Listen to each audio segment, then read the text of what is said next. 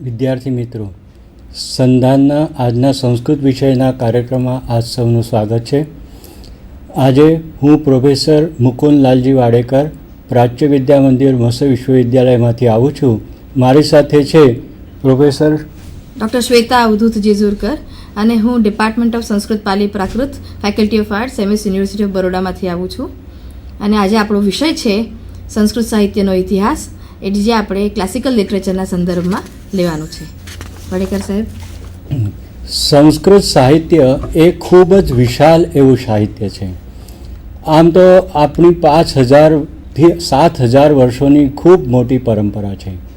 અને એમાં જોવા જઈએ તો વૈદિક સાહિત્ય એ સૌથી પ્રથમ સાહિત્ય આવે. એટલે વૈદિક સાહિત્યમાં પણ 4 વેદો, આરણ્યકો, ઉપનિષદો, બ્રાહ્મણ ગ્રંથો અને વેદાંગ ગ્રંથો, એ બધું મળીને એ વૈદિક સાહિત્ય પણ ખૂબ મોટું છે. એટલે ઋગ્વેદ, યજુર્વેદ, સામવેદ, અથર્વવેદ આ 4 વેદો થાય. અને તેના 6 વેદાંગો વેદના લઈ લઈએ તો શિક્ષા, કલ્પ, વ્યાકરણ, નિરુક્ત, છંદ અને જ્યોતિષ. એની સાથે સાથે જેવી રીતે સંહિતા ગ્રંથો છે એવી રીતે એની સાથે બ્રાહ્મણ ગ્રંથો, આરણ્યક ગ્રંથો અને ઉપનિષદ જોડાયેલા છે. એટલે દરેક વેદનો એક બ્રાહ્મણ ગ્રંથ હોય છે, આરણ્યક ગ્રંથ હોય છે અને ઉપનિષદ ગ્રંથ હોય છે. આ સંપૂર્ણ વેદ એના બ્રાહ્મણ, આરણ્યક, ઉપનિષદ ગ્રંથો સાથે અને વેદાંગો સાથે વૈદિક સાહિત્યનો ભાગ બને છે. પણ આપણે જે ખાસ કરીને જ્યારે સંસ્કૃત સાહિત્યનો વિચાર કરતા હોઈએ છીએ ત્યારે આપણે કહીએ છીએ તે પ્રશિષ્ટ સંસ્કૃત એટલે ક્લાસિકલ સંસ્કૃત લિટરેચરની વાત કરતા હોઈએ છીએ. આમ તો એના પહેલાં આપણે જોઈએ તો એક ઇતિહાસ વાંગ્મય કે પુરાણ વાંગ્મય પણ છે. એ પણ એટલું જ વિશાળ છે કે આપણે રામાયણ, મહાભારત એ 2 મહાકાવ્યો, એ ઉપરાંત 18 પુરાણો, ઉપપુરાણો, મહાત્મ્ય ગ્રંથો, એટલે એ એક બીજું એક પ્રકારનું વાંગ્મય છે. લૌકિક વાંગ્મય જેને કહેવાય એ પણ ખૂબ મોટું વિશાળ વાંગ્મય છે. પણ સાથે સાથે આપણે જે આ ખાસ કરીને વિચાર જ્યારે કરતા હોઈએ છીએ ક્લાસિકલ સંસ્કૃતમાં, ત્યારે આપણે પ્રશિષ્ટ સંસ્કૃત સાહિત્યનો ઇતિહાસનો વિચાર કરતા હોઈએ છીએ. પણ જે રીતે પ્રશિષ્ટ સંસ્કૃત સાહિત્ય જે ભાસથી માંડીને અત્યાર સુધી ચાલતું આવ્યું છે, પ્રશિષ્ટ સંસ્કૃત સાહિત્યમાં ભાસ, કાલિદાસ વગેરે અનેક કાવ્ય ગ્રંથકારો થઈ ગયા, મહાકાવ્ય જેમણે લખ્યા છે, નાટકો લખ્યા છે, અનેક પ્રકારની સંસ્કૃત સાહિત્યની જુદા જુદા એમાં પ્રદાન કર્યું છે. એવું આખું વિશાળ વાંગ્મય છે. પણ એ વાંગ્મય જે રીતે પ્રાચીન 2000 વર્ષોથી આવ્યું છે એવી રીતે મધ્યયુગીન કાળમાં પણ એટલું જ એ વાંગ્મય રહેલું છે. અને આધુનિક કાળમાં પણ સંસ્કૃત સાહિત્ય એટલું જ પ્રદાન કરી રહ્યું છે. પણ આની સાથે સાથે બીજું એક વાંગ્મય પણ છે જેને આપણે શાસ્ત્રીય સંસ્કૃત વાંગ્મય તરીકે કહી શકાય, જેમાં અનેક પ્રકારના દર્શન ગ્રંથો વગેરે અને ભાષ્ય ગ્રંથો, બ્રહ્મસૂત્ર ભાષ્ય, ઉપનિષદ ભાષ્ય વગેરે, આવું બધું એક શાસ્ત્રીય જે વાંગ્મય કહેવાય. આમ તો વાસ્તુશાસ્ત્ર, જ્યોતિષશાસ્ત્ર એવા અનેક શાસ્ત્રો છે જે શાસ્ત્રોના ગ્રંથો આપણે ક્લાસિકલ સંસ્કૃતમાં નહીં લઈ શકતા, પણ એવા પ્રકારના શાસ્ત્રીય ગ્રંથોનું પણ ખૂબ વિશાળ વાંગ્મય સંસ્કૃત સાહિત્યમાં છે. પણ આજે આપણે વિચાર કરવાના છે તે ખાસ કરીને ક્લાસિકલ સંસ્કૃત એટલે પ્રશિષ્ટ સંસ્કૃત વાંગ્મયનો વિચાર કરવાના છે. તો પ્રશિષ્ટ સંસ્કૃત સાહિત્યમાં પણ મેં વાત કરી એ પ્રમાણે આપણે સૌથી પ્રાચીન કહીએ તો ભાસના નાટકો ત્યારથી માંડીને એટલે ઈસવીસન પૂર્વથી માંડીને પછી એ ક્રમે ક્રમે વિકસતું ગયું. અને એ જ પ્રમાણે મધ્યયુગીન કાળમાં હેમચંદ્રાચાર્ય જે ગુજરાતમાં પાટણમાં થઈ ગયા, એમના કાળથી એમણે પણ અસંખ્ય ગ્રંથો લખ્યા. અને એ મધ્યયુગીન કાળમાં પણ એટલું બધું સંસ્કૃત વાંગ્મય, નાટકો, ઐતિહાસિક વાંગ્મય વગેરે થયેલું છે. એની સાથે સાથે પછી આધુનિક વાંગ્મય જે આવે છે, જે અર્વાચીન સંસ્કૃત સાહિત્ય કહીએ છીએ, એ પણ એટલું જ વિશાળ છે. તો આ બધાનો આપણે સંસ્કૃત સાહિત્ય જ્યારે વાત કરીએ ત્યારે આ બધાનો સમાવેશ કરવો પડે. પણ મુખ્યતઃ આજનો વિષય આપણે પ્રશિષ્ટ સંસ્કૃત એટલે પ્રાચીન જે આપણા કવિઓ થઈ ગયા એમના વિશે ખાસ વાત કરીશું. તો કાવ્ય કે સાહિત્ય એના વિશે વાત કરવી, આમ તો આ સાહિત્યનો ઇતિહાસ છે. સાહિત્ય શબ્દ વાપરો કે કાવ્ય શબ્દ વાપરો, બંને શબ્દોનો અર્થ મુખ્યતઃ એક જ થાય છે. કાવ્ય એટલે કવેહે કૃતિ કાવ્યમ, કવિ જે કૃતિ કરે છે એનું નામ કાવ્ય. આમ તો કવિની સૃષ્ટિ એ અલગ સૃષ્ટિ છે અને માનવ સૃષ્ટિ એ અલગ સૃષ્ટિ છે. આપણે કહીએ છીએ કે જે જો ન દેખે રવિ સ દેખે કવિ, એટલે કવિ તો એવો છે કે જે આપણે પ્રત્યક્ષમાં ન દેખાતું હોય એવા પ્રકારની અનેક કલ્પનાઓ કરીને પણ આપણા કાવ્યમાં રજૂ કરતો હોય છે. એટલે અને મમ્મટાચાર્યએ તો બહુ સુંદર નિરૂપણ કાવ્ય પ્રકાશના પ્રથમ ઉલ્લાસના પ્રથમ શ્લોકમાં જ કરેલું છે. તે કહે છે, નિયતિકૃત નિયમ રહિતામ લ્હાદૈકમયીમ અનન્ય પરતંત્રામ નવરસ રુચિરામ નિર્મિતિમ આદદતી ભારતી કવેર જયતી.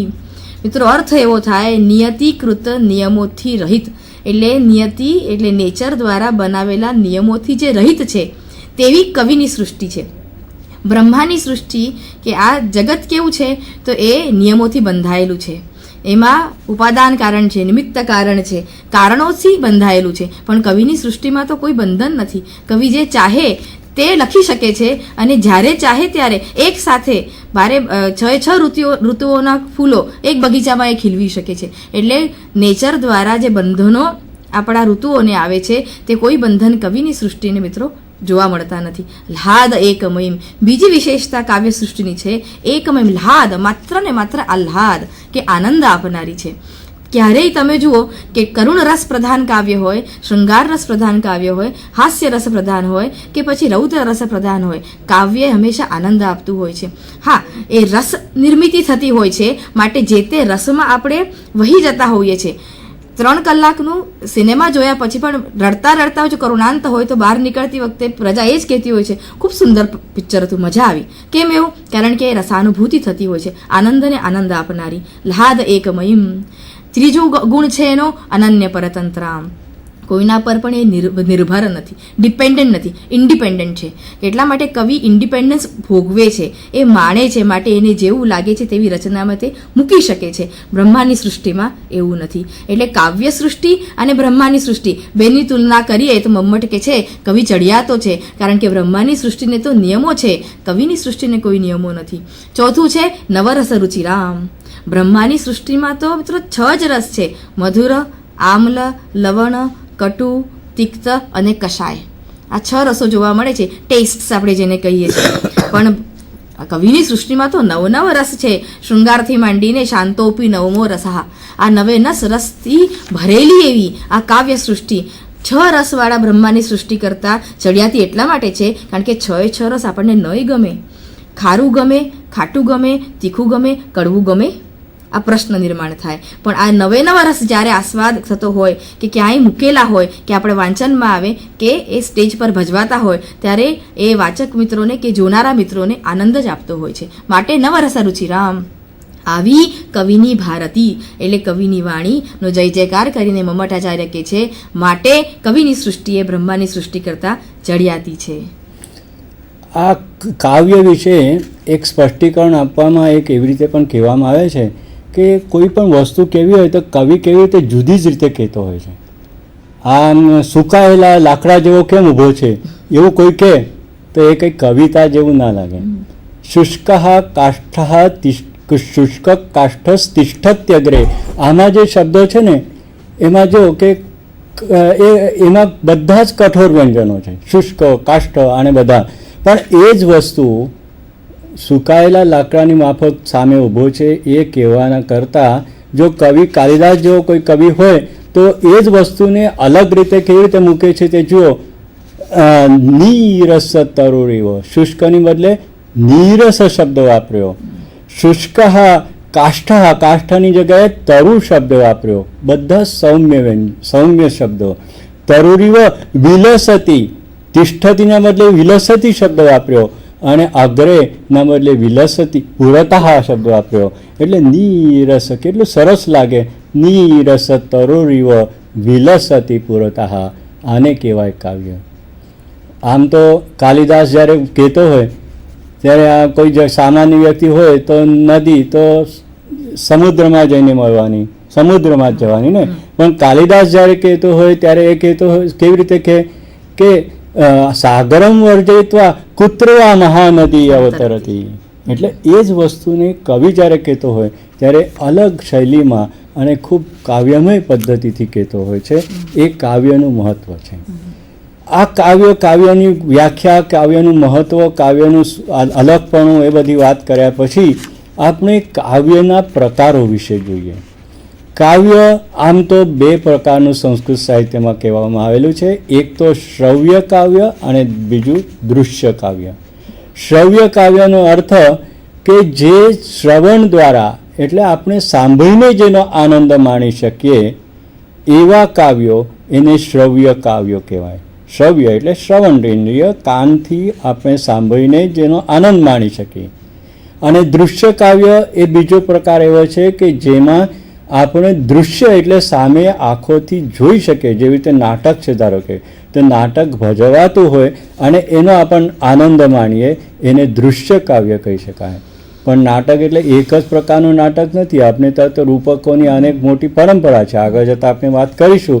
તો એ દૃશ્ય કાવ્ય કહેવાય. અને શ્રવ્ય કાવ્ય એમાં કે મહાકાવ્યો છે, બીજા ખંડ કાવ્યો છે, કે એ બધા જે એમાં આપણે કેવળ સાંભળીને, વાંચીને આનંદ મેળવીએ છીએ, એને શ્રવ્ય કાવ્ય એવું કહેવાય. તો આ જે બે પ્રકાર આપણે જોયા, એમાંથી દૃશ્ય કાવ્ય વિશે વધારે થોડી માહિતી આપણે અહીંયા મેળવીએ. તો દૃશ્ય કાવ્ય એ પણ બે પ્રકારનું. એમાં રૂપકો અને ઉપરૂપકો એવા બે પ્રકાર પડે છે. રૂપકો છે, 10 પ્રકારના રૂપકો કહેવામાં આવેલા છે.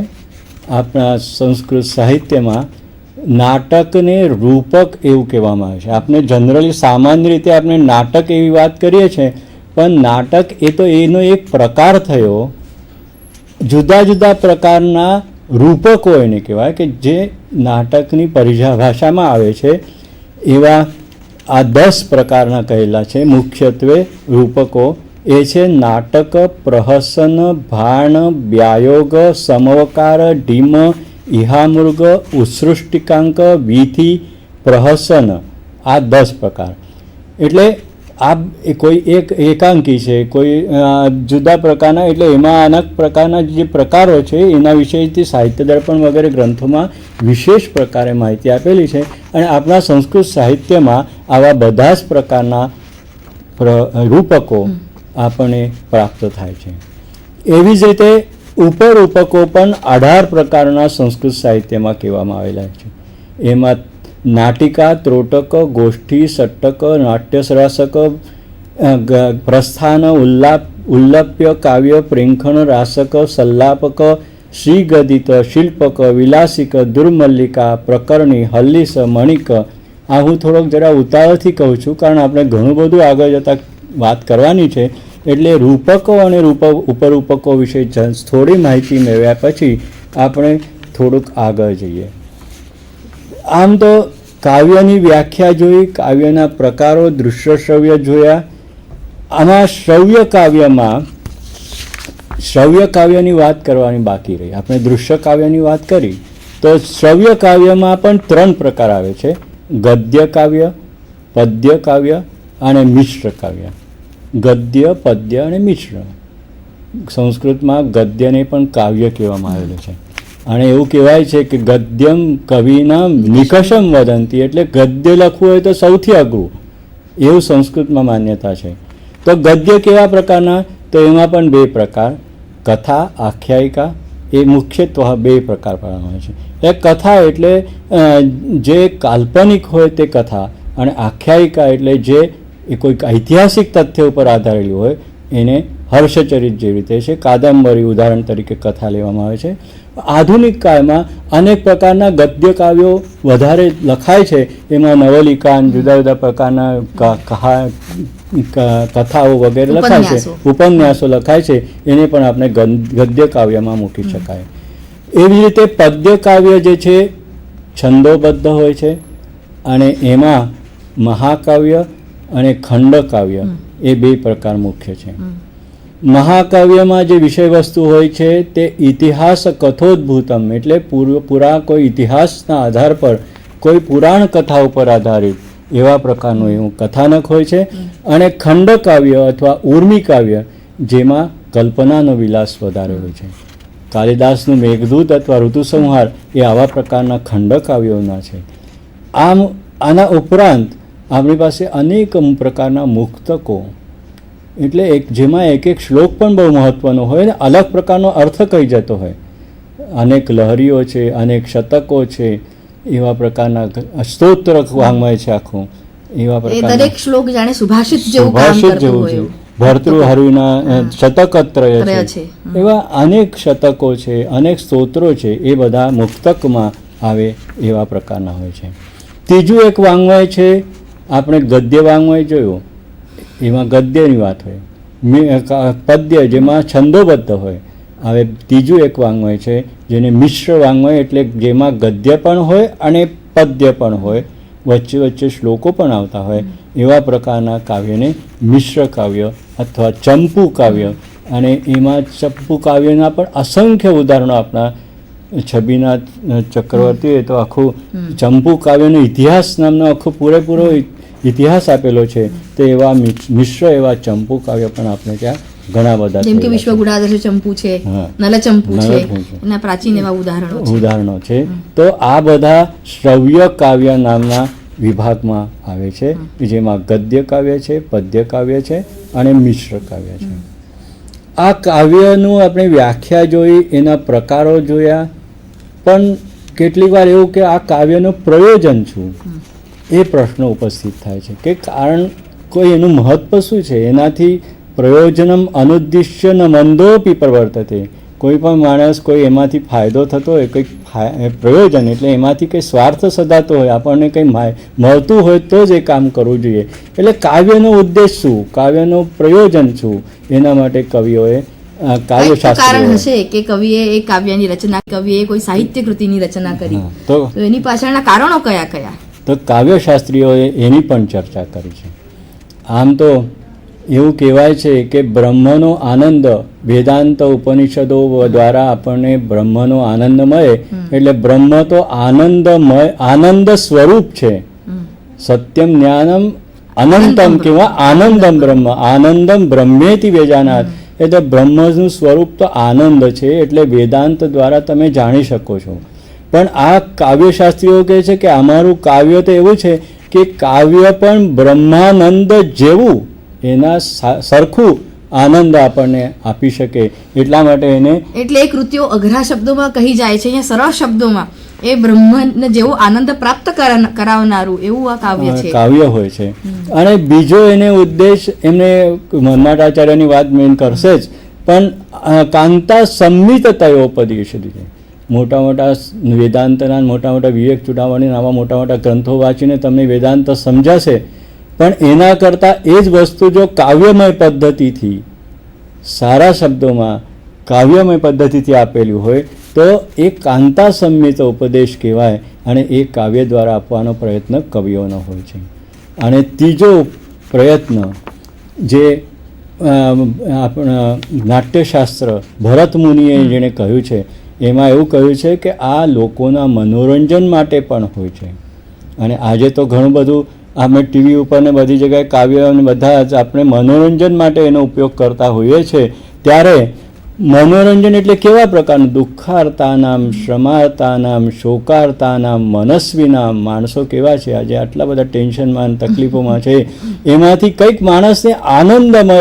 આજે ટીવી માણસો કેવું જોઈએ, સિરિયલો જોવા માટે કેમ એ થાય છે, એવી રીતે કાવ્ય પણ કેમ, તો એમાંથી દુઃખી, દુઃખમાં પડેલા, આવા સંસારમાં તકલીફોમાં પડેલા, એમાંથી કંઈક સારું, એને આનંદનો અનુભવ થાય એવા, અને એને મનોરંજન થાય એવા પ્રકારનો ઉદ્દેશ પણ આપણા નાટકોનો, આપણા કાવ્ય સાહિત્યનો છે.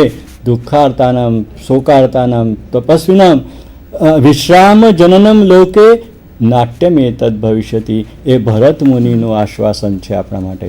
પણ એવી જ રીતે ચતુર્વર્ગ ફલ પ્રાપ્તિ, એ આપણા વિશ્વનાથ સાહિત્ય દર્પણકાર, એમણે તો કહ્યું કે તમને 4 મોક્ષ, ધર્મ, અર્થ, કામ અને મોક્ષ, એ 4 પુરુષાર્થો આ કાવ્ય દ્વારા પ્રાપ્ત થઈ શકે છે. એવા પ્રકારનો એમનો કાવ્યનું પ્રયોજન વિશે વાત કરેલી. આ ભરત મુનિએ કહ્યા તે મુખ્ય 3 પર્પઝીસ કે પ્રયોજનો લઈ લઈએ કે પછી સાહિત્ય દર્પણમાં વિશ્વનાથ કવિરાજે કહેલા ચતુર્વિધ પુરુષાર્થ ગણી લઈએ. મમ્મટાચાર્ય મિત્રો એમના કાવ્ય પ્રકાશના પ્રથમ ઉલ્લાસમાં કહે છે કાવ્યના પ્રયોજનો 6 છે. તેઓ કહે છે કાવ્યમ યશસે અર્થકૃતે વ્યવહારવિદે શિવેત રક્ષતયે સદ્યઃ પરિનિર્વૃતયે કાંતા સંમિતતયોપદેશયુજે ઇતિ. 6 પ્રકારના પ્રયોજન છે. કવિ કોઈ પણ કાવ્યની રચના ક્યારે કરે અને કેમ કરે અને કયા કારણોસર કરે તેનું વિશ્લેષણ કરતા તેઓ કહે છે કે કવિ કાં તો યશસે યશ મેળવવાનું હોય, સમાજમાં કીર્તિ મેળવવાની હોય તો તે કાવ્યની રચના કરે કે હા હવે આમાં મેં કાવ્યની રચના કરી છે, તેનું પુસ્તક સ્વરૂપે મેં છાપ્યું છે અને સમાજમાં બધે જાય તો બધા મને ઓળખતા થાય અને મને યશ પ્રાપ્ત થાય. એમ કાવ્યનું એક મૂળભૂત પ્રયોજન હતું યશસે, કે કવિની પ્રતિષ્ઠા સમાજમાં વધે એને યશ પ્રાપ્ત થાય. બીજું પ્રયોજન છે અર્થકૃત. અર્થ એટલે પૈસા, કે ક્યાં એને ધનની પ્રાપ્તિ થતી હોય. હવે તે જમાનામાં તો રાજ્યાશ્રય મળતા હતા અને કવિઓ તેમના રાજાઓ તેમના દરબારમાં કવિઓની નિયુક્તિ કરતા હતા. એ રાજકવિ હોતા હતા તે જમાનામાં. તો તેઓને એક વિશિષ્ટ ધન મળતું હતું, એક સ્ટાઇપન્ડ જેવી અમાઉન્ટ મળતી હતી દરબારમાં કવિ તરીકેની ફરજ ભજવવા માટે એ અર્થકૃતે, એટલે જેથી તેમને પૈસાની પ્રાપ્તિ પણ થતી હતી. મિત્રો યશની વાત કરીએ તો કાલિદાસ વગેરે જેવા કવિઓએ કેટલી બધી કૃતિઓ લખીને યશ મેળવ્યું. તેવી રીતે બાણભટ્ટ જેવા કવિઓએ તેમના સમયમાં રાજાઓનો રાજ્યાશ્રય પ્રાપ્ત કરીને ધનની પ્રાપ્તિ પણ કરી. માટે જ તેમણે હર્ષના જમાનામાં તે થઈ ગયા હર્ષચરિતમ નામની આખ્યાયિકા લખીને એવું માનવામાં આવે છે કે એમને ખૂબ ધન સંપત્તિ પ્રાપ્ત થઈ. સો કાવ્યની કૃતિ કે કોઈ પણ કૃતિ જ્યારે વ્યક્તિ લખે છે, લેખક લખે છે તો તે તો કાવ્યમ યશસે હોય, અર્થકૃતે હોય.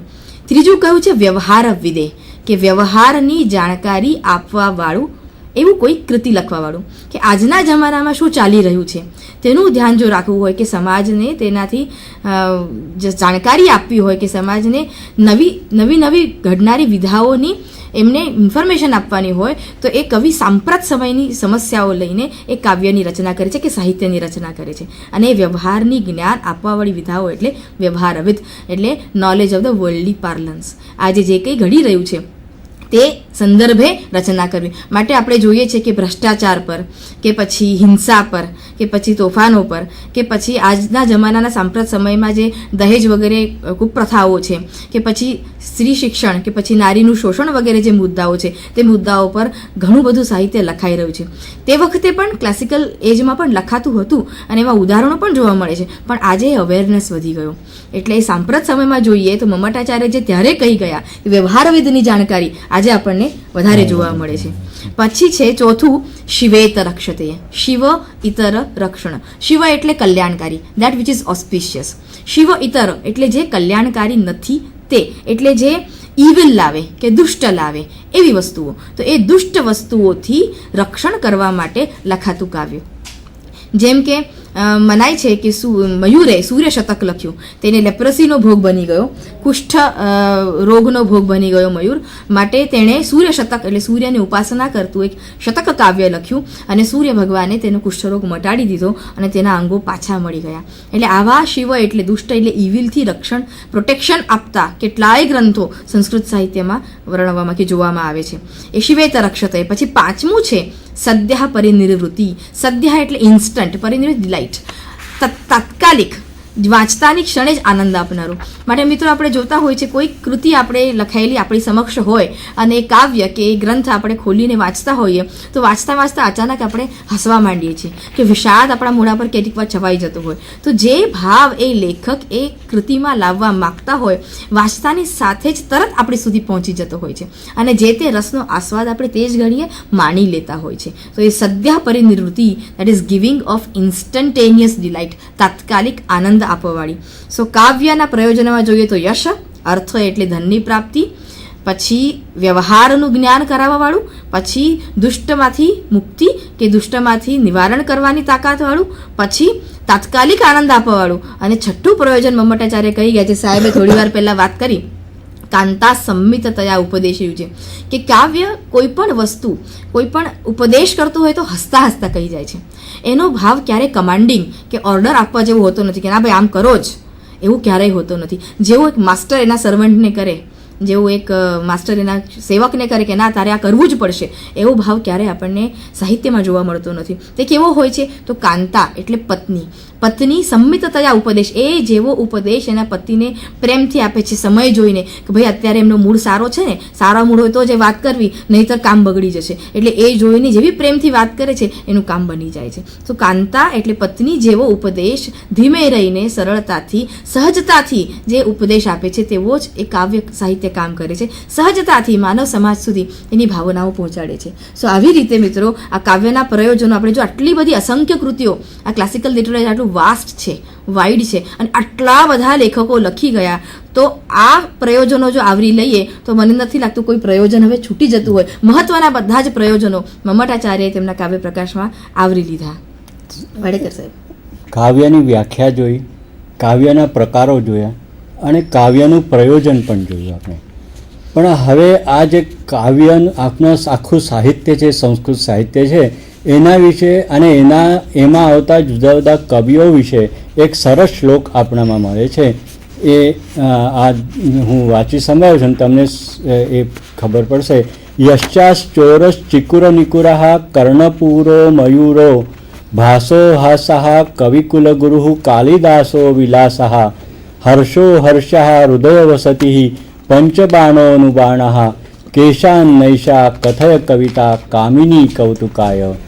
એટલે આમાં આપણે કવિતાને અથવા કાવ્યશાસ્ત્ર, આખા કાવ્યને બધાને સાહિત્યને આપણે કામિની તરીકે એનું વર્ણન કર્યું છે. અને એમાં આ બધા જે કવિઓ છે એના કયા કયા અંગોમાં છે એ બતાવ્યું છે. ચોર નામનો કવિ હતો, એ એના વાળ છે કે છે. ચિકુર નુકુરઃ વાળ છે. કર્ણપૂરો મયુરઃ, મયુર એ છે એના કાનમાં જે ઘરેણું પહેરવામાં આવે છે. કુંડલ, કવિતારૂપી કામિનીનું કુંડલ. ભાસો હાસઃ, ભાસ જે કવિ છે આપણો, નાટ્યકાર થઈ ગયો, એના વિશે આપણે આગળ જતાં વાત કરીશું. તો એનો હાસ્ય એનું એ ભાસો હાસઃ. અને કવિકુલગુરુ, કાલિદાસ જે છે એ કવિકુલગુરુ કહેવાયો છે. અને એ કવિકુલગુરુ શું છે તો એનો વિલાસ, શૃંગાર રસ પ્રધાન કાવ્ય લખનાર કાલિદાસ હોવાથી એ કવિતા કામિનીનો વિલાસ એટલે કાલિદાસ છે. હર્ષો હર્ષઃ, શ્રી હર્ષ કવિ એનો હર્ષ છે. તો હૃદય વસતિ પંચબાણોનું બાણઃ, એ બાણ એટલે એનું પંચબાણ. હૃદય વસતિ એના હૃદયમાં રહેલો એ મદન છે. અને કેશામ નૈષા, આવા પ્રકારની આ કવિતા કોને આનંદદાયક ન થશે? આનંદદાયક કૌતુકાય ન ભવતી, એવા એટલે આવા પ્રકારની જે કવિતા કામિની છે એ બધાને જ આનંદ આપનારી થશે, એવો એનો અર્થ છે. આમ સંસ્કૃત સાહિત્યમાં આપણે જે શ્રવ્ય કાવ્યની વાત કરી, એમાં મુખ્યતઃ 5 મહાકાવ્યો આવે છે. આમ તો રામાયણ અને મહાભારત એ આપણા આદિ કાવ્યો છે, આદિ મહાકાવ્ય, મુખ્ય મહાકાવ્ય. પણ જે ક્લાસિકલ સંસ્કૃત લિટરેચરમાં જે આવે છે, પ્રશિષ્ટ સંસ્કૃત સાહિત્યમાં જે 5 મહાકાવ્યો આવે છે એની વાત આ સંસ્કૃત સાહિત્યના ઇતિહાસના સંદર્ભમાં કરવી બહુ આવશ્યક લાગે છે. એમાંથી 2 મહાકાવ્યો છે, રઘુવંશ અને કુમાર સંભવ, જે બંને મહાકાવ્યો મહાકવિ કાલિદાસે લખેલા છે, રઘુવંશ અને કુમાર સંભવ.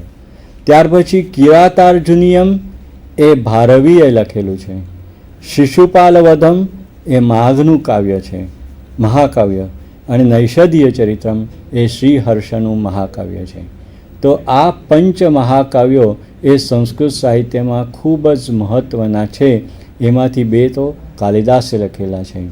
મહાકાવ્ય વિશે એક વાત કરવા જેવી કે એક ઇતિહાસ કશોદ્ભૂતમ, એટલે એવા પ્રકારની જે કથાઓ, પ્રાચીન કથાઓ, એના ઉપર આધારેલું એવું એનું કથાનક હોય છે. પૌરાણિક કથાનક એમાં ખાસ કરીને ઉપયોગમાં લેવામાં આવે છે. તો એ આવા બધા આ મહાકાવ્યો છે. એ મહાકાવ્યનું અધ્યયન ખૂબ જ અગત્યનું છે. અને એ કવિઓ વિશે આપણે આગળ જતાં થોડી માહિતી આપીશું. પણ કેટલાક કવિઓની ખાસિયતો છે એ આપણા કેટલાક શ્લોકોમાં આપણે જોઈશું. ઉપમા કાલિદાસસ્ય ભારવેર અર્થગૌરવમ દંડિનઃ પદલાલિત્યમ માઘે સંતિ ત્રયો ગુણાઃ. કાલિદાસની જેમ ઉપમા પ્રસિદ્ધ છે, ઉપમા અલંકાર કાલિદાસના ગ્રંથોમાં ઠેક ઠેકાણે આપણને એનું ઉપમા વર્ણવતી જ જોવા મળે છે. અને એટલું સુંદર પ્રયોગ કાલિદાસે ઉપમાનો કરેલો છે કે કાલિદાસ માટે આ સ્પેશિયલી લખાયું કે કાલિદાસની તો ઉપમા બીજા કોઈ નહીં, કાલિદાસ જેવી ઉપમા ક્યાંય જોવા મળતી નથી, તેવો તેનો ભાવાર્થ થયો. તેવી જ રીતે ભારવીના કાવ્યમાં કિરાતાર્જુનિયમ જે મહાકાવ્ય અત્યારે જ આપણે જોયું, એનું અર્થ ગૌરવ, જે પ્રોફાઉન્ડિટી ઓફ થોટ, કે જે અર્થનું ગૌરવ, જે શબ્દ જે અર્થ પ્રસ્તુત કરવા માગે છે તેની ગૌરવતા, તે પ્રોફાઉન્ડિટી જે જોવા મળે છે તે ભારવી તેના માટે પ્રસિદ્ધ છે. દંડિનઃ પદ લાલિત્યમ, પદ કેવી રીતે મૂકવું જોઈએ અને તેનામાંથી નીકળતું લાલિત્ય, charmingness of the words used in the poetry, આ પદ લાલિત્ય એના માટે દંડી પ્રસિદ્ધ છે. અને કહેવાય છે માઘ તો કવિઓના કવિ છે, એનામાં આ 3 ગુણ, ઉપમા, અર્થ ગૌરવ અને પદ લાલિત્ય, 3 ગુણો આપણને માઘ કવિના એના મહાકાવ્યમાં શિશુપાલ વધમમાં જોવા મળે છે. એ જ માઘ કવિ વિશે એવું કહેવામાં આવે છે કે નવસર્ગ ગતે માઘે નવ શબ્દો ન વિદ્યતે. આ કવિઓ એટલા મહાન હો ગયા, એમની પોતાની કંઈક ને કંઈક અલગ અલગ વિશેષતાઓ છે. એવી રીતે આની પણ માઘની એ વિશેષતાઓ છે કે એના કેવળ 9 સર્ગો જો આપણે વ્યવસ્થિત ભણ્યા હોય તો આપણે સંસ્કૃત સાહિત્યમાંથી બધા જ શબ્દો આવડી ગયા એમ સમજી લેવાનું.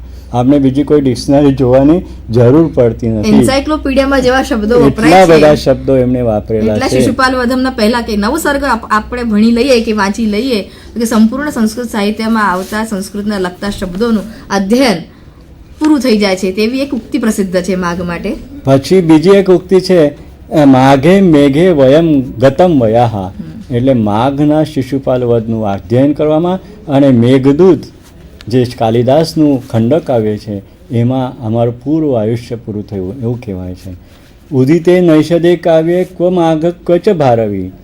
અને એવું બીજી એક વાત એવું પડે કે નૈષદીય ચરિત જે આવ્યું શ્રીહર્ષનું, એના આગળ તો માઘ અને ભારવી પણ કંઈ નહીં, એટલે એમના આગળ એ પણ નૈષધીય ચરિતમની એક સ્તુતિ છે કે નૈષધીય ચરિતમ એટલું બધું ઉત્કૃષ્ટ લખાયું કે એનો ઉદય થતાની સાથે ક્યાં માઘનું શિશુપાલવધ અને ક્યાં ભારવીનું કિરાતાર્જુનિયમ, એટલે એની નૈષધની સ્તુતિમાં લખાયેલું વાક્ય છે. અને પછી એવી જ રીતે આપણે તો સંસ્કૃત સાહિત્ય એટલે હાસ્ય અને શૃંગાર ને એ બધી વાતો, પણ નહીં, ઉત્તરામચરિત તમે વાંચશો તો કરુણ રસ, એમાં કરુણ રસનો, અથવા તો અત્યારે વાત કરતા હતા આપણે કર્ણભાર, અથવા તો દૂત ઘટોટ, દૂત ઉરુભંગ, એ બધા સંસ્કૃત સાહિત્યમાં કરુણ રસપૂર્ણ એવી કૃતિઓ છે. તો એમાં જ ભવભૂતિ વિશે એવું કહેવાય છે, કારુણ્યમ ભવભૂતિરેવ તનુતે, એકો રસ કરુણ એકો રસઃ કરુણ એવ નિમિત્ત ભેદાત. એ તો માને છે, ભવભૂતિ માને છે કે એક જ રસ છે, કેવળ કરુણ રસ, અને એનું એ વિવરણ કરવામાં ભવભૂતિ એ ખૂબ જ એક્સપર્ટ છે. તો આવા પ્રકારનું આ જે બધું સાહિત્ય, સંસ્કૃત સાહિત્ય છે એના વિશે થોડુંક માહિતી આપી, પણ આપણે કેટલાક કવિઓ વિશે, કેટલાક નાટ્યકારો વિશે આપણે થોડી માહિતી આજે સંસ્કૃત સાહિત્યના ઇતિહાસના સંદર્ભમાં મેળવવાની છે. આમ તો હું એ જ કહેવાનો હતો કે આજે સંસ્કૃત સાહિત્યનો ઇતિહાસ મેં કહ્યું એ પ્રમાણે 2000 વર્ષો પહેલાંથી અત્યાર સુધીનો ઇતિહાસ જોવા જઈએ તો ખૂબ અનેક નાટ્યકારો, અનેક કવિઓ થઈ ગયા. એમના વિશે વિવરણ કરવું એ આટલા 1 કલાકના લેક્ચરમાં, વ્યાખ્યાનમાં શક્ય નથી. તેમ છતાંય એમાંથી કેટલીક ખાસિયતો, કેટલાક કવિઓની આપણને મુખ્ય વસ્તુઓનો, પ્રમુખ વસ્તુઓની વાત કરીને આપણે આજે આ થોડુંક એમના વિશે જાણીશું. તો પ્રમુખ કવિઓ અને નાટ્યકારોમાં આજે આપણે ખાસ કરીને જે અમારે આપણા અભ્યાસક્રમમાં હોય છે એ સામાન્ય રીતે બધી જગ્યાએ આટલા કવિઓનું ભાસ છે, શૂદ્રક છે, અશ્વઘોષ, કાલિદાસ, ભારવી, બાણભટ્ટ, માઘ, ભવભૂતિ, ભટ્ટનારાયણ, શ્રીહર્ષ, જયદેવ અને જગન્નાથ. મિત્રો, આજે આપણે આ કવિઓ કે નાટ્યકારો વિશે ટૂંકમાં જાણવાનો પ્રયત્ન કરીએ. સૌપ્રથમ ભાસ. સૌથી પ્રાચીન એટલે આમ તો ઈસવીસન પૂર્વે જે થઈ ગયા એવા ભાસ એ નાટ્યકાર, કવિ. આમ તો ભાસના નાટકો અત્યારે આ 20મી સદીમાં આપણને પ્રાપ્ત થયેલા છે. 1909, મિત્રો ધ્યાન રાખો, 1909 એટલે 20મી સદીમાં ટી ગણપતિ શાસ્ત્રી નામના એક દક્ષિણના વિદ્વાનને તાળપત્ર ઉપર 105 જેટલા તાળપત્ર ઉપર જુદા જુદા નાટકો લખાયેલા પ્રાપ્ત થયા અને એ તાળપત્રની હસ્તપ્રતો ઉપરથી એને આ ભાસના નાટકો શોધી કાઢ્યા. એટલે ભાસના નાટકો તો સૌ પ્રથમ અત્યારે જ પ્રાપ્ત, એટલે હમણાંના પ્રાપ્ત થયેલા છે, પણ એના અભ્યાસ પરથી અનેક વિદ્વાનો ઉપર એના ઉપર ચર્ચાઓ અને લખાણ કર્યું અને એના ઉપરથી નિશ્ચિત કર્યું છે કે એ નાટકો ભાસના જ છે અને એ ભાસ ઈસવીસન પૂર્વે થઈ ગયા છે. 600 થી 400 ઈસવીસન પૂર્વ તેમનો સમય મનાય છે અને તેઓ અગત્ય ગોત્રની ભાષ પ્રશાખાના છે તેવું માનવામાં આવે છે. ભાસના નાટકોમાં મિત્રો એક ખાસ કરીને મોટાભાગના નાટકોમાં ભરતવાક્યમાં રાજસિંહ પ્રશાસ્તુનઃ તેવી ઉક્તિ જોવા મળે છે. તેના પરથી માનવામાં આવે છે કે કદાચ કોઈ રાજસિંહ નામના રાજા બની ગયા હશે જેમના શાસનકાળમાં ભાસ થઈ ગયા હોવા જોઈએ, પણ આ કદાચની વાત છે. પણ રાજસિંહ પ્રશાસ્તુન કે એક આતપત્રે કે એક છત્રની અંદર એ રાજસિંહનું શાસન સંપૂર્ણ પૃથ્વી પર થાઓ તેવી સંકલ્પના સાથે ભાસના કેટલાક નાટકોનો ભરતવાક્ય કે વિરામ અંત થાય છે. તેઓ મગધ કે ઉજ્જૈનીના મનાય છે અને તેમની 13 કૃતિઓ કે ભાસે લખાયેલી છે તેવું માનવામાં આવે છે. અને એ 13 નાટકો છે તેનું વર્ગીકરણ આપણે જોવા જઈએ તો 6 નાટકો એમનો સોર્સ એટલે મૂળ એ મહાભારત છે, જેમ કે દૂતવાક્ય, દૂત ઘટોત્કચ, કર્ણભારમ, ઉરુભંગમ, મધ્યમ વ્યાયોગ અને પંચરાત્રમ. આ 6 નાટકો જે છે તેમની કથાનો આધાર એ મહાભારત છે. એક બાલચરિતમ નામનું નાટક છે જેનો આધાર હરિવંશ છે. પછી ઉદયન આધારિત 2 નાટકો છે, પ્રતિજ્ઞા યોગંધરાયણ અને સ્વપ્નવાસવદત્તમ.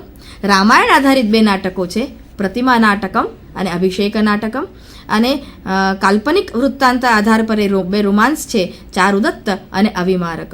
આવા 13 નાટક લખવાવાળા નાટ્યકાર ભાસ, તેમના વિશે કહેવા જઈએ તો એક સ્ટેટમેન્ટ એમના દરેક નાટકના શરૂઆતમાં આપણને જોવા મળે છે, નાંદ્યંતે તતઃ પ્રવિશતિ સૂત્રધારઃ. મિત્રો ભાસના નાટકોની શરૂઆતમાં મોટાભાગના નાટકકારોની શરૂઆતમાં નાંદી શ્લોક આપણને જોવા મળે છે, જ્યાંથી તે મંગલાચરણ એટલે નાટકની શરૂઆત કરે છે અને કોઈ પણ ડીટી કે કોઈ પણ તે જેઓ ઈષ્ટ દેવતામાં માનતા હોય છે તેને વંદન કરીને શરૂ કરતા હોય છે. અહીંયા ભાસના નાટકોમાં નાંદી પહેલાં જ થઈ ગઈ હોય છે અને પછી સૂત્રધારનો પ્રવેશ સ્ટેજ પર છે અને સૂત્રધાર આવ્યા પછી પણ ગાય છે તો મંગલાચરણ જેવો જ એક શ્લોક એટલે મંગલાચરણ જ કરે છે, પણ નાંદી પૂરી થઈ ગયેલી છે તેવો ઉલ્લેખ શરૂઆતમાં જોવા મળે છે. આ ભાસના નાટકો ઓળખવા માટેની એક ખાસ વિશેષતા છે. અને બીજી છે ભાસો હાસા. ભાસો હાસા એટલે ભાસના નાટકોમાં આપણને હાસ્યરસ વધારે મળે છે. એના ડાયલોગ્સ, એના જે સંવાદો છે એ ખૂબ જ રમણીય છે.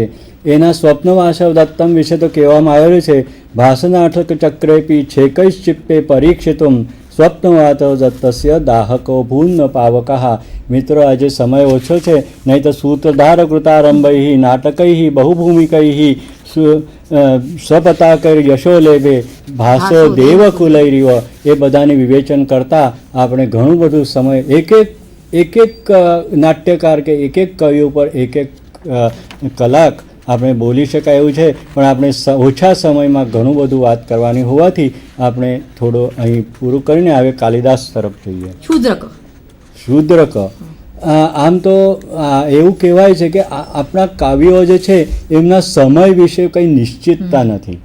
એમનું સ્થાન ક્યાં હતા એના વિશે પણ ઘણા બધા વિવાદો છે. તે જ રીતે આ શૂદ્રક એના વિશે પણ એવું છે કે કોઈ કહે છે કે 2જી સદીમાં થઈ ગયા, કોઈ કહે છે 6ઠી 7મી સદીમાં થઈ ગયા. એટલે આમ ભાસ પછી શૂદ્રક આવે કે નહીં, પણ આપણે અત્યારે એને આપણે આવી રીતે લઈએ છીએ તો એના કેટલાક લોકોના મંતવ્ય પ્રમાણે 2જી સદીમાં થઈ ગયા. અને એમનું એક જ કાવ્ય, એક જ નાટક જેને પ્રકરણ કહેવાય છે એ મૂર્છકટિક નામનું એ આપણને ઉપલબ્ધ છે. એ શૂદ્રક નામનો એક રાજા થઈ ગયા હતા. એ ખૂબ ધાર્મિક હતા. એને અશ્વમેધ યજ્ઞ કહ્યા હતા. વેદ અને અનેક કલાઓના નિષ્ણાત હતા. અનેક શાસ્ત્રોના જાણકાર હતા અને તેમ છતાં શિવભક્ત પણ હતા. એવા પ્રકારના આ એમના જીવન વિશે આપણને માહિતી પડે છે. એ શૂદ્રક નામનો રાજા હતો અને એ રાજા હોવા છતાં એને એક આ કાવ્ય લખ્યું છે એવું કહેવામાં આવે છે. એ પ્રકરણ છે. મૃચ્છકટિક નામનું 10 અંકોનું પ્રકરણ એમણે લખેલું છે. એવું કહેવાય છે કે એ દક્ષિણ ભારતના હતા. પણ મૃચ્છકટિક વચ્ચે મેં એક વખત લેક્ચર આપવામાં કહ્યું હતું કે આજના જમાનો છે તે રિમેકનો જમાનો છે. આપણે ઘણા પિક્ચરની ફરી આવતી આવૃત્તિઓ આપણે જોઈએ છે. દેવદાસ 1, દેવદાસ 2 કે અનેક આવા ઉદાહરણો આપણે મારે એમાં પડવાનું નથી. પણ તેમ છતાં આવા રિમેકનો જ્યારે જમાનો છે ત્યારના સમયમાં મારે એ ખાસ કહેવું પડે છે વિદ્યાર્થી મિત્રોને કે આ આપણે પહેલાં વાત કરી એ પ્રમાણે ભાસનું જે ચારુદત્તમ બેને વાત કરી હતી કે ભાસે ચારુદત્તમ લખ્યું તો એ ચારુદત્તમ 4 અંકનું જે નાટક એને રિમેક બનાવીને નવા સ્વરૂપે અનેક પરિવર્તનો કરીને 10 અંકો સુધી લઈ જઈને એના અનેક વાસ્તવિકતાનો એમાં ઉમેરો કર્યો છે. આમ તો પ્રકરણ એ કોઈ ક્યારેય કાલ્પનિક હોતું નથી. એ કોઈ પણ એટલે ઇતિહાસ કથા ઉપર આધારિત હોતું નથી પણ એ કાલ્પનિક હોય છે પ્રકરણ એ. અને વાસ્તવિક જીવન સાથે એનો સંબંધ વધારે હોય છે. ભલે એમાં શૃંગાર પ્રધાનતા તો છે જ પણ તેમ છતાં વીરરસ પણ છે. અનેક પ્રકારની વાસ્તવિક જીવનની ઘટનાઓ એમાં આપણને જોવા મળે છે. એ સાહિત્ય પરથી સિનેમાનો ઉદ્ભવ થવો એ પણ આ શુદ્રના મૃચ્છકટિકનો આધાર લઈને ઉત્સવ નામનું એક પિક્ચર બની ગયું જે ખૂબ પ્રસિદ્ધ પણ થયું. અને એ જ આ મૃચ્છકટિકમ એટલે આપણે મિત્રો કહીએ છીએ કે સાહિત્ય માત્ર સાહિત્યકારો કે પછી સાહિત્યના સમાજ પૂરતું મર્યાદિત છે પણ તેવું નથી. તે સમાજ સુધી પહોંચે છે અને એટલું બધું ઇમ્પ્રેસ પણ કરે છે કે સિનેમા કરવાવાળા લોકો તેનાથી પ્રેરાઈને સિનેમાઓ બનાવતા હોય છે. પણ મારે અહીં કહેવું પડે છે કે ચારુદત્તમનું રિમેક થયું તે મૃચ્છકટિક અને મૃચ્છકટિકની રિમેક થયું તે ઉત્સવ. પણ ખરેખર તો ઉત્સવમાં અનેક પ્રકારના મૃચ્છકટિકને છોડી દઈને અનેક જુદા પ્રકારનું વર્ણન કરેલું છે જે ખરેખર મૃચ્છકટિકમાં આધારે બધું જ છે એવું નહીં. એટલે દરેક રિમેક વખતે પાછળ પોતાનું કરવામાં આવતો હોય છે. એવી રીતે ઉત્સવ ને મૃચ્છકટિકની તુલના કરવા જઈએ તો પણ એમાં અનેક ફેરફારો આપણને જોવા મળશે. જો કે જે ટાઈમ ઓનર એટલે સમયની જે યોગ્ય હોય એ પ્રમાણે વ્યક્તિ કરતી હોય છે. ત્યાર પછી શૂદ્રક પછી આવે છે અશ્વઘોષ. અશ્વઘોષ એક જન્મે બ્રાહ્મણ હતા પણ તેમ છતાંય બૌદ્ધ ભિક્ષુ બન્યા હતા. એમના માતાનું નામ છે સુવર્ણાક્ષી. એ અનેક શાસ્ત્રોમાં પારંગત હતા. આમ તો વેદ વિદ્યા અને વેદાંગ અને અનેક આપણા હિન્દુ શાસ્ત્રોના જાણકાર હતા અને તેમ છતાં એમને બૌદ્ધ ધર્મનો સ્વીકાર કર્યો હતો અને એને બૌદ્ધ ધર્મનો પ્રચાર કરવાનું કાર્ય કર્યું હતું. એટલા માટે એમને આચાર્ય, ભદંત, મહાકવિ, મહાવાદી એવી અનેક પ્રકારની ઉપાધિઓ એટલે એને મળેલી છે. એનો સમય લગભગ ઈસવીસનની 78 થી 150 એટલે કનિષ્ક શાસન દરમિયાન એ થયા છે એવું માનવામાં આવે છે. એનું સ્થાન સાકેત કે અયોધ્યા માનવામાં આવે છે. એની મુખ્ય કૃતિઓ બુદ્ધચરિત, સૌંદરાનંદ અને સારીપુત્ર પ્રકરણ. અત્યારે આપણે મૃચ્છકટિકની વાત કરીએ એક પ્રકરણ છે. એવી જ રીતે આ સારીપુત્ર પ્રકરણ એ પણ એક પ્રકરણ છે. પણ અહીંયા અશ્વઘોષે પ્રત્યેક ઠેકાણે આપણને બુદ્ધ ધર્મનો પ્રચાર કરવાનો પ્રયત્ન કર્યો છે.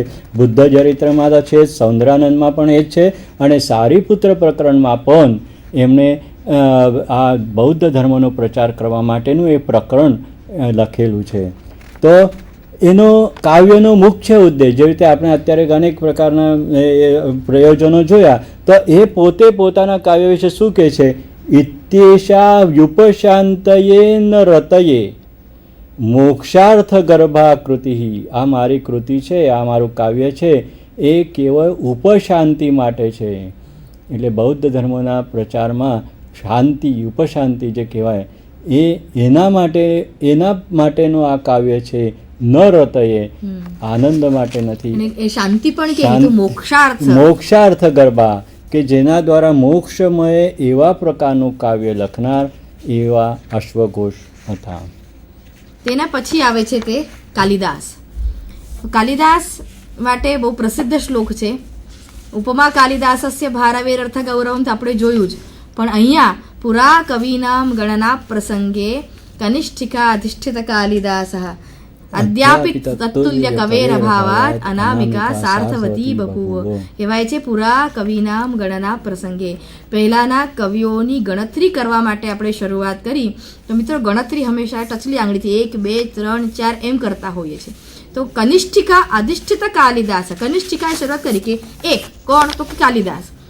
અદ્યાપી તત્તુલ્ય કવેર અભાવાત, અદ્ય અપી આજે પણ તત્તુલ્ય તેમના જેવી તુલનાવાળા કવિના અભાવને કારણે અનામિકા એટલે ટચલી આંગળી પછીની જે આંગળી છે અનામિકા, સાર્થવતી અનામિકા એટલે નામ વગરની રહી જાય છે. એટલે પહેલા કવિઓની ગણતરી કરી કોણ, તો કાલિદાસ, પછી કાલિદાસ, બીજું નામ સૂઝતું જ નથી વહેલું.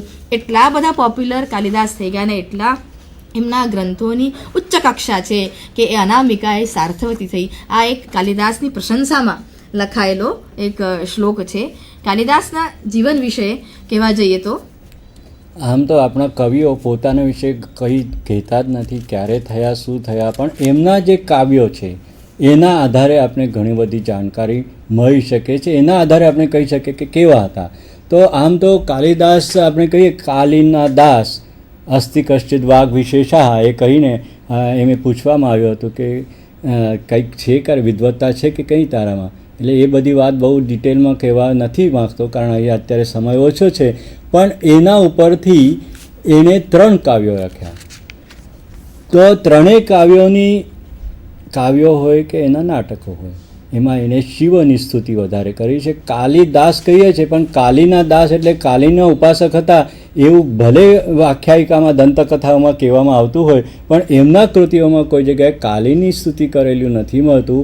કાલહ અસ્યાસી ઇતિ કાલી, અને કાલપ્રિયાનાદ મહાકાલ એ શિવની સ્તુતિ એણે મેઘદૂતમાં કરી છે, કુમાર સંભવમાં કરી છે. કુમાર સંભવ તો આખું કાવ્ય મહાકાવ્ય શિવપરક છે. તે જ પ્રકારે રઘુવંશના પ્રારંભમાં પણ કરી છે, અને બધા જ નાટકોના પ્રારંભ શિવસ્તુતિથી થાય છે. એટલે એ શિવ ઉપાસક હતા, એમાં કોઈ શંકા નથી. અનેક શાસ્ત્રોના નિષ્ણાત હતા. એ શૃંગાર પ્રધાન કવિ હતા. વૈદર્ભી રીતિ એમના લેખન હતી. કશ્ચિત વાઘ વિશે સાહેબ તમે વાત કરી તેના પરથી કશ્ચિત કાંતા વિરહ ગુરુણા મેઘદૂતનો પ્રારંભ છે, વાગર્થાવેવ સંપૃક્તવથી રઘુવંશમનો પ્રારંભ છે, અને અસ્થિ પણ એનાથી કુમાર સંભવમનો પ્રારંભ છે. અસ્થિઉત્તરસ્યામ નિશિદેવતાત્મા. આવી રીતે અશ્ચિત કશ્ચિત વાઘ વિશેષ એવું કહેવાય છે કે એમને પ્રશ્ન પૂછવામાં આવ્યો તો એક શબ્દ લઈને તેમણે 3 કાવ્યની સંકલ્પના કરી કે રચના કરી. સામાન્ય રીતે 4મી સદીમાં 4મી 5મી સદી એટલે ગુપ્ત સમયમાં કાલિદાસ થઈ ગયા હોવાનું, અને ઉજ્જૈન એમની ખાસ હોવાનું એવું સ્થાન હોવાનું એવું કહેવામાં આવે છે. એમની કૃતિઓ 2 મહાકાવ્યો આપણે પહેલાં વાત કરી હતી, રઘુવંશ અને કુમાર સંભવ. એમની ખંડકાવ્યો અથવા ઉર્મી કાવ્ય જેને કહેવાય એવા પ્રકારના એ છે ઋતુસંહારમ અને મેઘદૂતમ, અને 3 નાટકો એમને લખ્યા છે. એ માલવિકાગ્નિમિત્રમ, વિક્રમ ઉર્વશીયમ અને અભિજ્ઞાન શાકુંતલમ. તો એ 3 નાટકો, આ બધા પરથી કાલિદાસને તો શેક્સપિયર ઓફ ઇન્ડિયા, આમ તો શેક્સપિયરે તો કેટલા 36 નાટકો લખ્યા, પણ કાલિદાસે 3 નાટકો અને 2 ખંડકાવ્ય અને 2 મહાકાવ્ય લખીને એમને શેક્સપિયર ઓફ ઇન્ડિયા એવા પ્રકારનું મહત્વનું એ મેળવ્યું છે. તો વર્લ્ડ લિટરેચરમાં સ્થાન મેળવ્યું છે. એકની ઉપમા વિશે તો આપણે વાત કરી, પણ શૃંગારે લલિતોદ્ગારે કાલિદાસ વિશિષ્યતે. શૃંગારમાં અને લલિત વાક્યો લખવામાં એવી રીતે અર્થાંતરસ્ય વિન્યાસે કાલિદાસો વિશિષ્યતે. તમે મેઘદૂત જુઓ, કુમાર સંભવ જુઓ કે રઘુવંશ જુઓ કે કોઈ પણ, એમાં એટલા સરસ વાક્યો આપણને મળશે કે જીવન વ્યવહારની વાતો એમાં આપણને પ્રાપ્ત થાય છે. તો કાલિદાસ વિશે તો કહીએ એટલું ઓછું જ છે, એમના વિશે ઘણી વાતો કરી શકાય, પણ આજે આપણે સમય ઓછો હોવાથી આગળ જઈએ, ભવભૂતિ વિશે વાત કરીએ. ભવભૂતિ કૃષ્ણ યજુર્વેદી મનાતા હતા અને તે કશ્યપ ગોત્રની તૈતિરીય શાખાના હતા. ભવભૂતિના પિતાનું નામ નીલકંઠ અને જતુકર્ણી તેમની માતાનું નામ હતું. જ્ઞાનનિધિ તેમના ગુરુનું નામ હતું.